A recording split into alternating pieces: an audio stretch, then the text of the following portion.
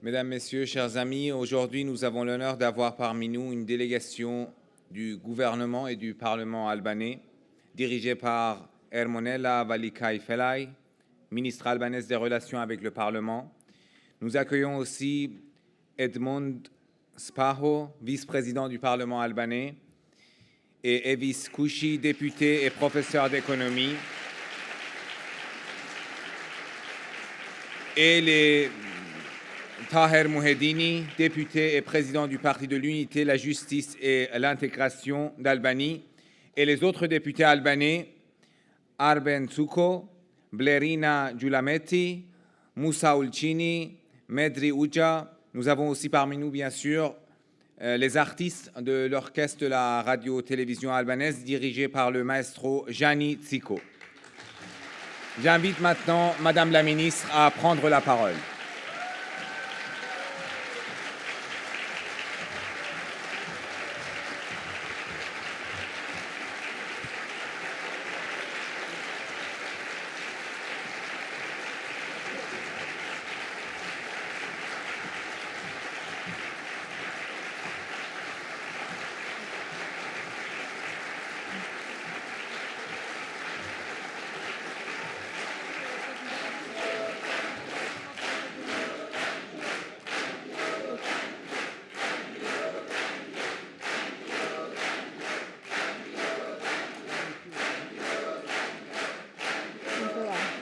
Bonjour et merci à tous pour l'invitation à cet événement du Comité pour la protection des droits de l'homme en Iran. Aujourd'hui est la journée mondiale contre la peine de mort et honnêtement, il n'y aurait pas une autre occasion pour unir les forces, les efforts et l'esprit humain des nations, des cultures et des religions différentes dans le monde entier, toutes ces forces qui estiment que la peine de mort est inacceptable. Oui, la peine de mort est inacceptable. La peine de mort est synonyme de la culture de violence et les pays qui continuent d'appliquer ne démontrent pas autre chose que de leur volonté d'être physiquement violents. Je suis avocat de profession et avant de participer à la politique active, j'ai travaillé pendant 8 ans en tant que procureur dans mon pays. Tant qu'un ancien procureur, cette discussion, je l'aurais probablement analysée sur un point de vue purement technique. Pourquoi on devrait retirer la peine de mort? Entre-temps, quand tout le monde dans cette salle, situé en face les effets extrêmes qui se produisent chaque jour en Iran, j'affirme avec conviction que la question ici n'est plus la discussion qu'on rencontre souvent, être pour ou contre la peine de mort, dans laquelle certaines civilisations sont partagées. Qu'est-ce qui se passe aujourd'hui en Iran est terrible. La peine capitale ne constitue pas une peine de mesure extrême pour certains crimes particulièrement graves, mais simplement et seulement une excuse pour violer brutalement des vies humaines qui sont en désaccord avec le régime qui cherche à perpétuer son propre pouvoir. Les pays dits Boya, ou de pays tueurs, ils n'existent plus qu'à partir des régimes autoritaires du monde antique. Leur mauvais exemple vient de nos jours par les pays qui portent et utilisent encore la peine de mort à grande échelle.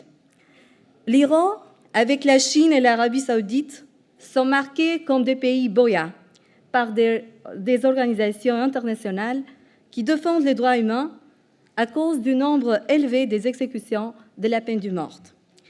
À partir du juillet 2013 jusqu'à 1er juin 2015, en Iran, ils ont été condamnés à mort 2000 prisonniers, tandis qu'en Iran sont également enregistrées des exécutions des mineurs. 3 exécutions par jour se produisent en Iran. Les femmes restent les principales victimes du fondamentalisme islamique.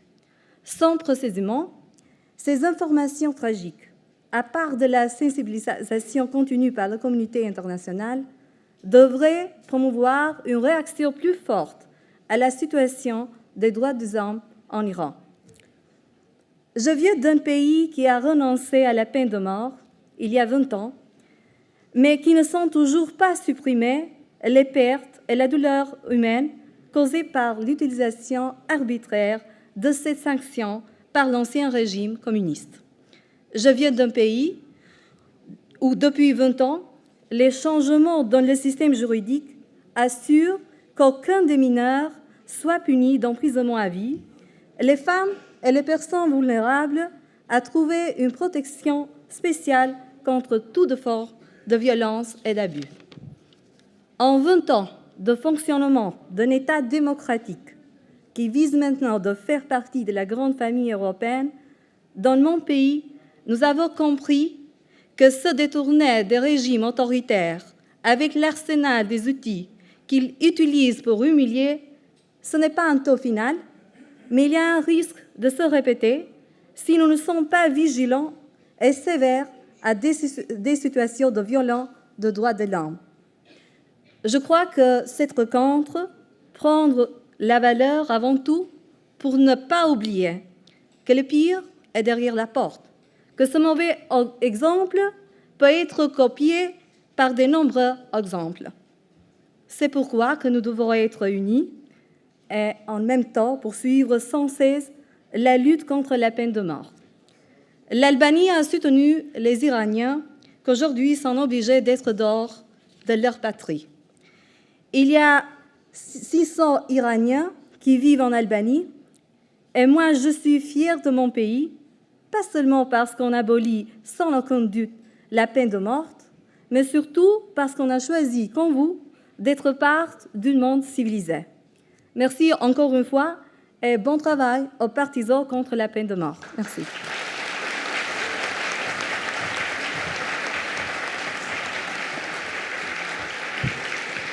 Thank you very much for giving me the opportunity to address this important gathering. Madame Rajavi, ladies and gentlemen, dear friends, I have newly known your movement, and this is the first time that I have participated in one of your meetings condemning the death penalty in Iran. I know that 120,000 political activists have been executed in your country for their belief in democracy.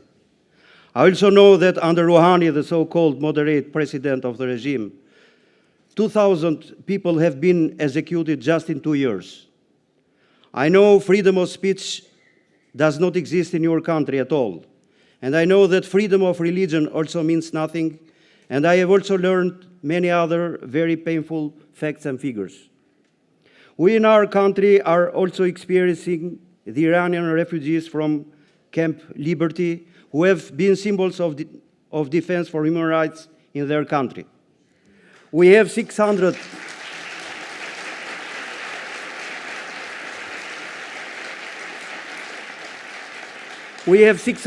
Iranian people in Albania today, and will be 800 by the end of the year. We have become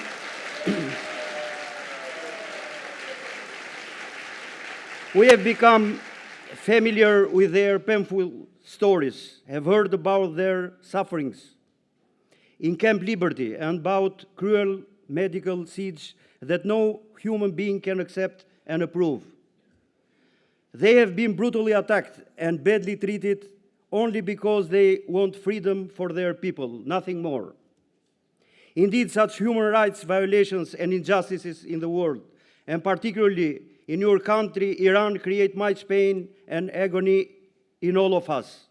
However, there is one thing which attracts the most, and that is the existence of a movement which has resisted and struggled against dictatorship for human rights and democracy.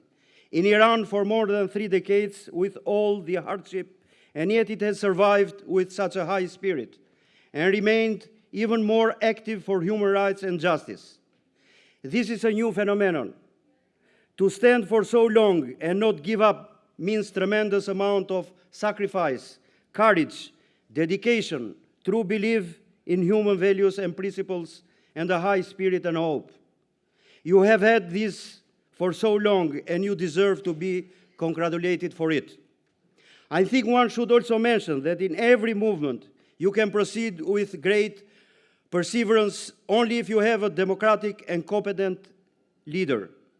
I am glad to say that you have had this as well, and you have been led competently. I think this is a valid sign of victory for you.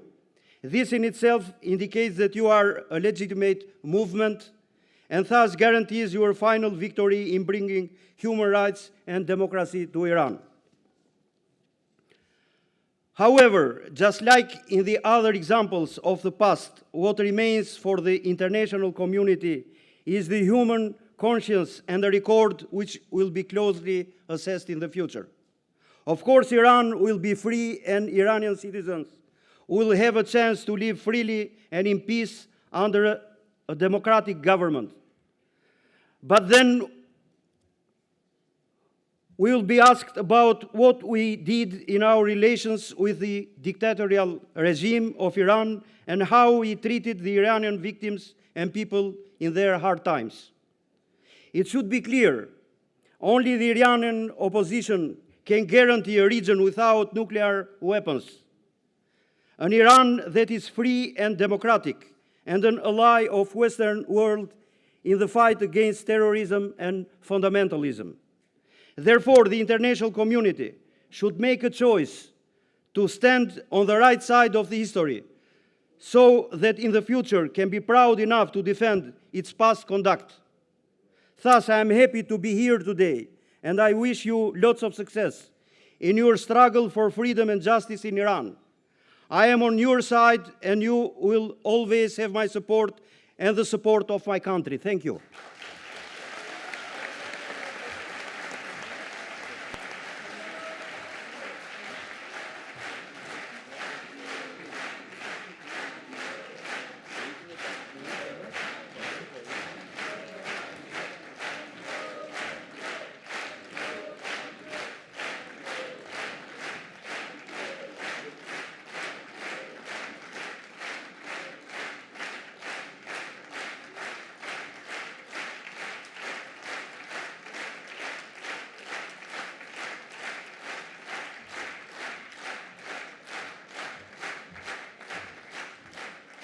Merci beaucoup à la délégation albanaise.